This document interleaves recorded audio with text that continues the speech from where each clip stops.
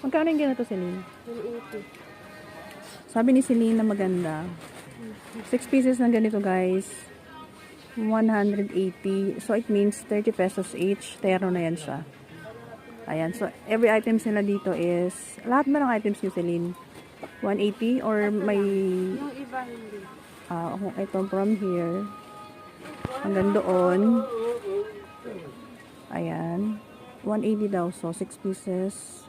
180, it means 1 pieces is 30 pesos ang puhunan. Ito yung mga design nila. So, I think maganda to.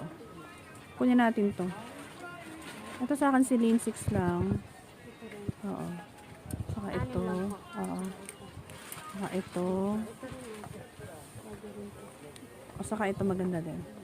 Recommended ni Celine. Tag 6 lang.